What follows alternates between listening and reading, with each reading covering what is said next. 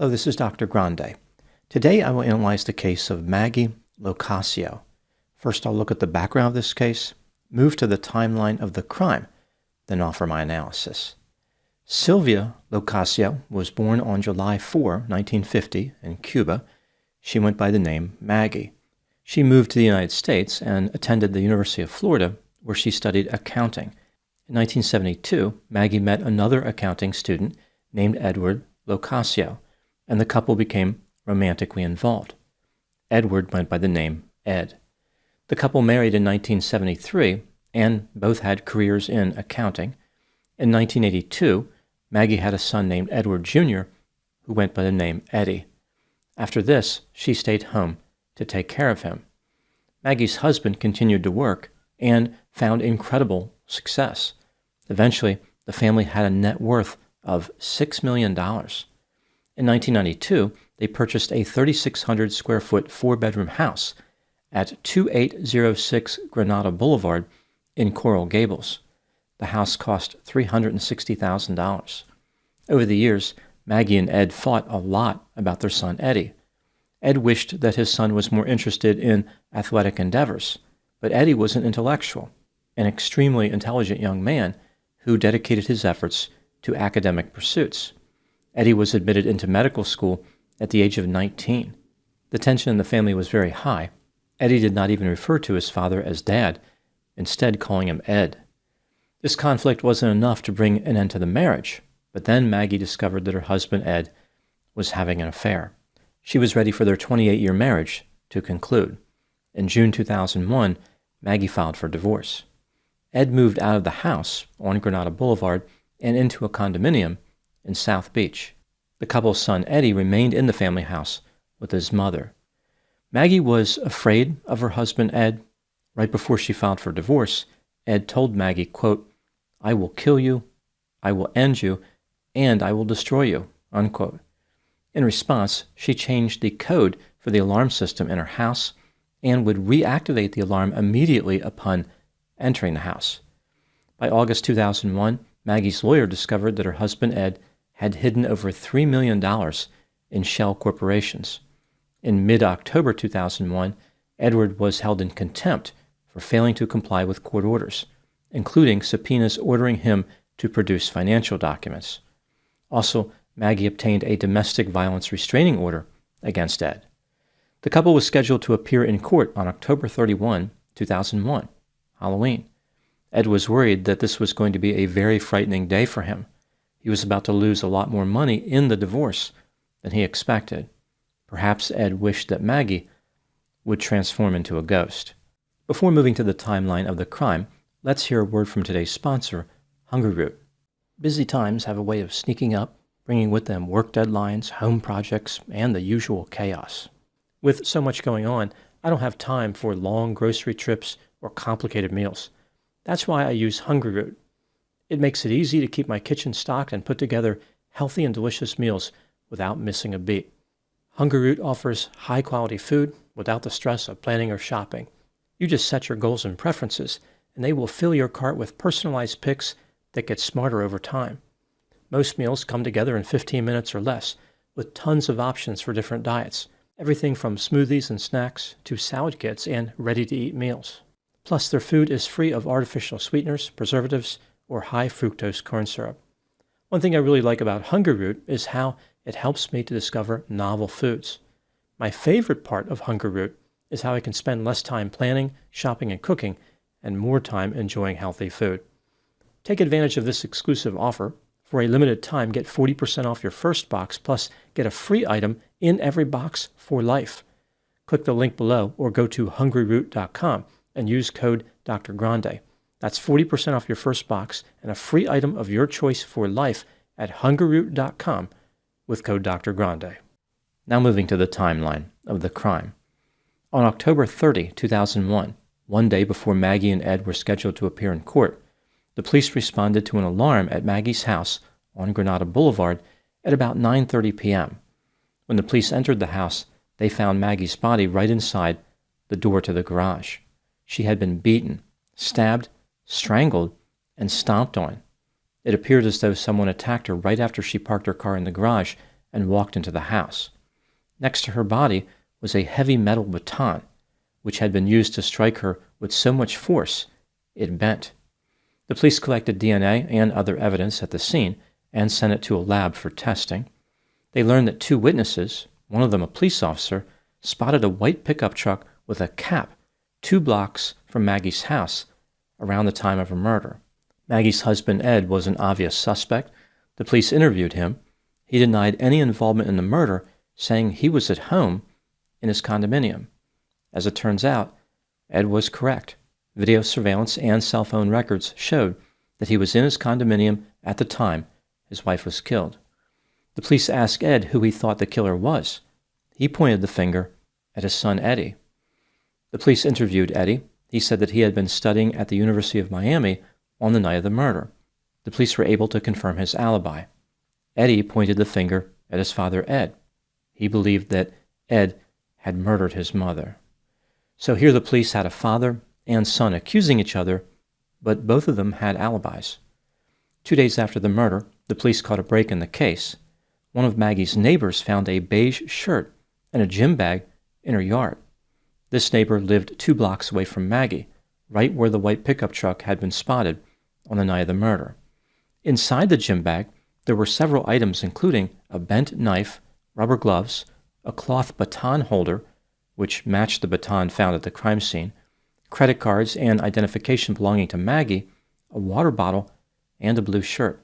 Investigators sent these items out for testing. At around this time, the police took an interest in Ed's brother Michael as a possible suspect. He lived in Charlotte, North Carolina. Michael had a criminal record and was unemployed. He had been captured on video at Ed's condominium repeatedly ringing the doorbell at 11:41 p.m. on the night of the murder. This was about 2 hours after Maggie was killed. The police found it curious that Ed and Michael did not normally have a lot of contact with each other, maybe seeing each other about once a year. However, from August through October 2001, they had spoken on the phone 39 times. Investigators paid a visit to Michael in North Carolina. He told them that he drove down to Miami on October 30, 2001, to see what his brother Ed was up to. He didn't get to see his brother. Rather, he went to a bar near Ed's condominium in South Beach, where he stayed from 8 p.m. to midnight. Employees at the bar told the police that Michael did not arrive at 8 p.m. He arrived at midnight. He was lying about his alibi. The police learned that Michael had a white pickup truck with a cap. When they examined the truck, they found that the interior had been ripped out. This was more than a little suspicious. Later, the laboratory completed the analysis of the evidence collected by investigators. DNA from the baton found in Maggie's house and from the beige shirt and rubber gloves found by her neighbor matched Ed's brother, Michael. The police arrested Michael and charged him with murder. During an interview, Michael acted as if he was mentally ill. He did not provide the police any useful information. By this time, investigators had developed a theory of the crime. They believed that Michael drove from Charlotte, North Carolina to Coral Gables, Florida on October 30, 2001. He parked his white pickup truck 2 blocks away from Maggie's house, walked to her house, and waited for her to come home. When Maggie opened the garage and pulled her Mercedes in, Michael snuck in before the garage door closed and brutally murdered her right after she stepped into the house. What Michael didn't realize is that Maggie had rearmed the alarm after entering. This is something that she always did because she was afraid of her husband, Ed. When Michael left the house, he triggered the alarm. The DNA evidence against Michael helped investigators put together a strong case against him, but they believed that Ed was the mastermind of the murder. It seemed obvious that Ed must have hired Michael to carry out Maggie's homicide. Building a case against Ed was challenging. He had a strong motive, but there was no proof that he hired his brother Michael. For example, no money changed hands between the brothers. The police kept monitoring Ed, hoping that he would make some kind of mistake that would give them just enough additional evidence to push this case over the edge. This happened in 2005 when Ed was having an argument with his girlfriend. He told her that she would end up just like his wife. On October 21 of that year, Ed was arrested and charged with murder. His brother Michael went to trial first. The trial started in February 2006. In March, Michael was found guilty of murder and sentenced to a term of life in prison without the possibility of parole. Ed's trial started in February 2007. On April 13 of that year, he was found guilty of first-degree murder, conspiracy to commit first-degree murder, burglary, and robbery. On March 21, 2007, Ed Locascio was sentenced to 3 terms of life in prison without the possibility of parole. As it turns out, he would only end up serving 1. Ed died on August 30, 2018. Maggie's son Eddie became a physician. He never returned to the house on Granada Boulevard. It was listed for sale a few times over the years. Buyers may have been a little bit reluctant, mostly because of the murder part. The house finally sold for $1.1 million in 2016. In 2023, the house sold again, this time for $3 million. In this market, even a murder house appreciates at a frightening rate. Now moving to my analysis. Ed Locascio always maintained his innocence. His defense argued that his brother Michael was trying to win favor with Ed and, in a misguided effort, decided to kill Maggie on his own. Ed had nothing to do with it. He didn't know what his brother was up to. The state, of course, disagrees. They believe that Ed must have hired Michael to carry out the murder. This brings me to the question, was Ed guilty of murder? Let's take a look at the evidence both for and against the idea he was guilty, starting with the inculpatory factors. Ed had a contentious relationship with Maggie. They fought over how Ed treated their son. In 1999, Ed threw a statue at his wife. Right before she filed for divorce in 2001, he threatened to kill her. The couple was in the middle of a heated divorce when Maggie's lawyer figured out that Ed was hiding millions of dollars. One day before Maggie and Ed were scheduled to appear in court, Ed's brother Michael murdered Maggie. Why would Michael have killed Maggie if Ed was not involved? Right after the murder, Michael went to Ed's condominium. Among the people interviewed by the police were Ed and his office manager. After the interviews, Ed was in a restaurant with her. He wanted to know what kind of questions the police had asked her. The office manager mentioned that the police were looking for a white pickup truck. Ed told her that his brother drove a Honda. The office manager never mentioned Ed's brother. Why did Ed bring him up? Later, when Ed realized the office manager had been communicating with the police, he became furious with her. He reached out his hands as if he intended to strangle her. This is consistent with Ed having an anger problem. In the gym bag that was recovered 2 blocks from Maggie's house, there was a water bottle from a cross-country team that Ed coached. This makes it seem like Ed supplied the gym bag to his brother Michael. After Ed was arrested, his older brother came down to the police station to talk to him. This is a different brother, not Michael. The police video recorded the conversation. Ed expressed confidence that he would never be convicted, telling his older brother, "They got nothing, never will."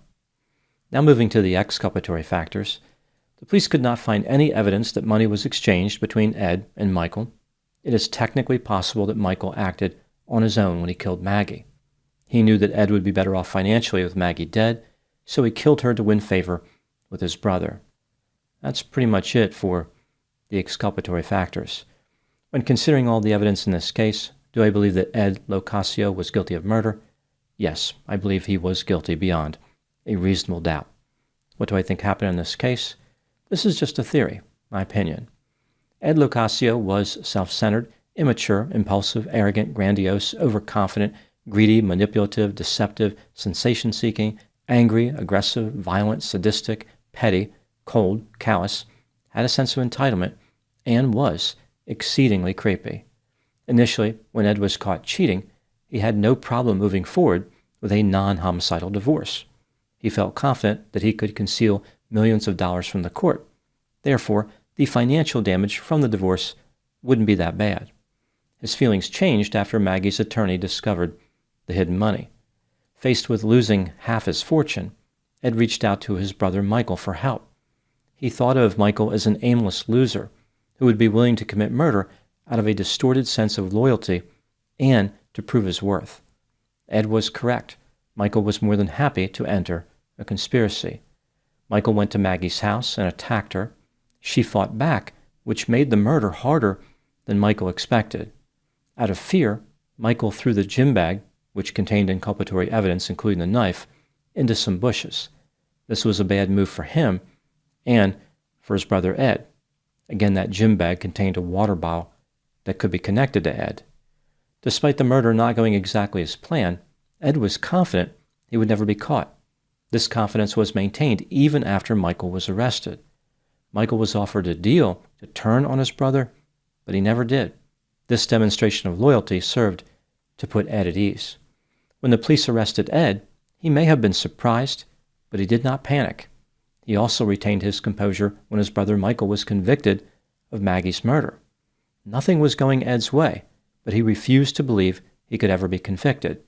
From Ed's point of view, society had obtained justice for Maggie by convicting his brother Michael. Who was to say that Ed had anything to do with it? Why would anyone believe that Ed was involved?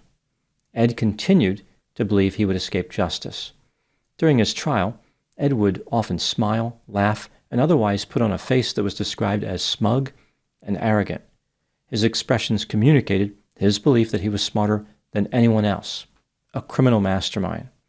When he was convicted of murdering Maggie, Ed was in shock. This was an outcome he never could have imagined. His involvement was obvious to everyone in society except for him. Ed's arrogance and lack of insight prevented him from seeing himself as others perceived him. In the end, Ed became the centerpiece of a chilling Halloween tale, one whispered each year, not about ghosts or goblins, but about something far more terrifying, a greedy accountant who thought he was untouchable. Those are my thoughts in the case of Maggie Locascio. Thank you so much for watching. I'll talk to you soon.